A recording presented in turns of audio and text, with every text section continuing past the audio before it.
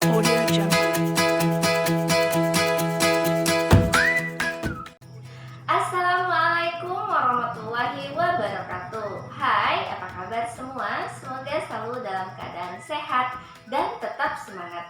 Kembali lagi dengan saya, Ibu Titin Melestari, dalam mata pelajaran ekonomi kelas 11. Nah, pada video sebelumnya membahas mengenai inflasi.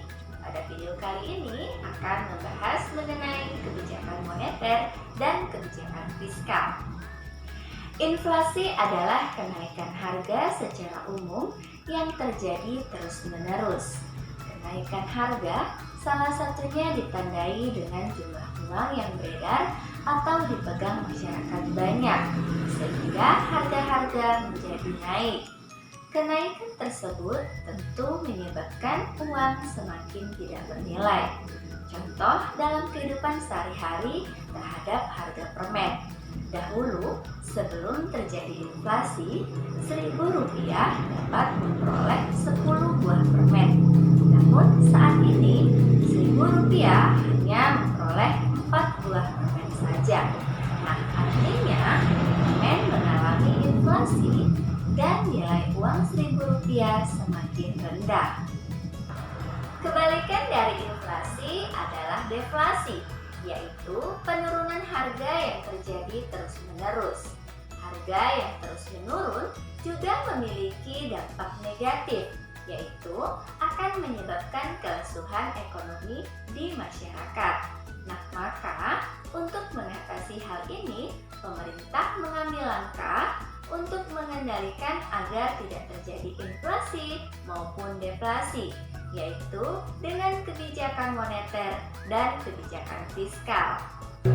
Kebijakan moneter adalah kebijakan pemerintah melalui bank sentral untuk menambah atau mengurangi jumlah uang beredar di masyarakat dalam rangka mengendalikan perekonomian. Tujuan kebijakan moneter antara lain menjaga stabilitas ekonomi, menjaga stabilitas harga, memperluas kesempatan kerja, dan memperbaiki neraca pembayaran. Kebijakan moneter terbagi menjadi dua jenis, yaitu kebijakan moneter ekspansif atau easy money policy adalah suatu kebijakan dalam rangka menambah jumlah uang yang beredar di masyarakat pada saat terjadi deflasi atau dikenal dengan kebijakan uang longgar. Dan kebijakan moneter kontraktif atau time money policy adalah suatu kebijakan dalam rangka mengurangi jumlah uang beredar di masyarakat pada saat terjadi inflasi atau dikenal dengan kebijakan uang ketat. Sedangkan instrumen kebijakan moneter terbagi menjadi tiga, antara lain yang pertama open market policy atau operasi pasar terbuka, yaitu dengan cara bank sentral menjual atau membeli surat-surat berharga milik pemerintah maupun swasta.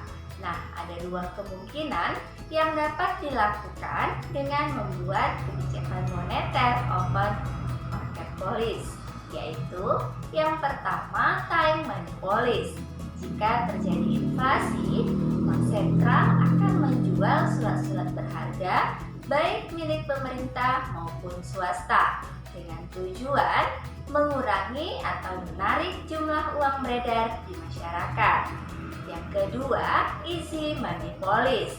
Jika terjadi deflasi, maka bank sentral membeli surat-surat berharga dari pemerintah maupun swasta dengan tujuan menambah jumlah uang beredar di masyarakat. Selanjutnya, diskonto policy atau suku bunga bank, yaitu dengan cara menaikkan atau menurunkan tingkat suku bunga bank. Nah, juga ada dua kemungkinan yang dilakukan dengan kebijakan suku bunga bank ini, yaitu yang pertama, time money policy. Jika terjadi inflasi, maka yang dilakukan Bank Umum adalah menaikkan tingkat suku bunga bank, sehingga menarik minat masyarakat untuk menabung. dan jumlah uang beredar di masyarakat menjadi berkurang. Yang kedua, easy money policy. Jika terjadi inflasi, maka yang dilakukan Bank Umum adalah menurunkan tingkat suku bunga bank sehingga mengurangi minat masyarakat untuk menabung dan jumlah uang beredar di masyarakat menjadi bertambah. Selanjutnya, kas rasio atau cadangan kas, yaitu dengan cara Bank Sentral membuat peraturan untuk menaikkan atau mengurangi cadangan kas Bank Umum.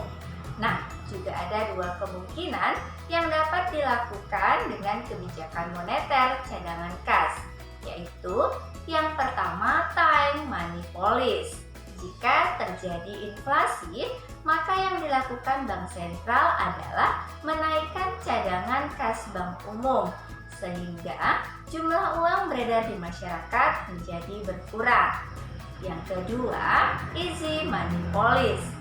Jika terjadi deflasi, maka Bank Sentral membuat peraturan untuk menurunkan kas rasio atau cadangan kas Bank Umum sehingga jumlah uang beredar di masyarakat menjadi bertambah. Selanjutnya, kebijakan fiskal adalah kebijakan pemerintah dalam mengatur pendapatan dan pengeluaran negara untuk memperbaiki perekonomian yang tertuang dalam APBN, Anggaran Pendapatan dan Belanja Negara. Tujuan kebijakan fiskal antara lain mencapai stabilitas perekonomian, mendorong pertumbuhan ekonomi, mewujudkan pemerataan distribusi pendapatan, memperluas lapangan pekerjaan, dan menstabilkan harga. Sedangkan instrumen kebijakan fiskal terbagi menjadi dua, antara lain yang pertama sistem perpajakan. Pemungutan pajak merupakan salah satu sarana dalam kebijakan fiskal untuk memperbaiki perekonomian. Dengan pemungutan pajak, pemerintah dapat melakukan kegiatan ekonomi, yaitu dengan menaikkan tarif pajak, pemerintah dapat menambah pendapatan kas negara dan dapat digunakan untuk membiayai pengeluaran negara.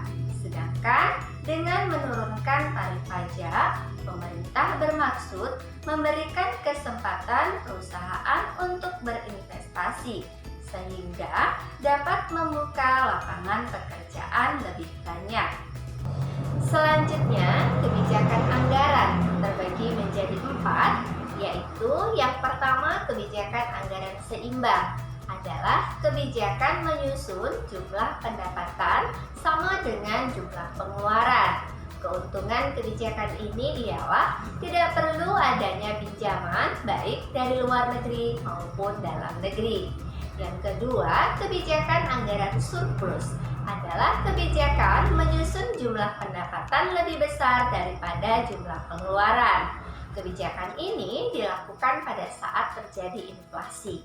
Yang ketiga, kebijakan anggaran defisit adalah kebijakan menyusun jumlah pengeluaran lebih besar daripada jumlah pendapatan.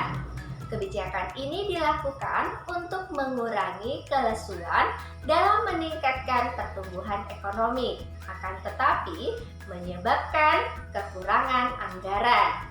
Yang keempat, kebijakan anggaran dinamis adalah kebijakan menyusun anggaran pendapatan dan pengeluaran berubah-ubah. Semakin lama, semakin bertambah. Kebijakan ini dilakukan untuk mengatasi kebutuhan yang terus bertambah dan membutuhkan jumlah yang besar. Nah, demikian pembahasan mengenai kebijakan moneter dan kebijakan fiskal. Semoga video yang saya bagikan dapat membantu pembelajaran jarak jauh Ananda di rumah. Tetap semangat dan selalu jaga kesehatan. Saya akhiri. Wassalamualaikum warahmatullahi wabarakatuh.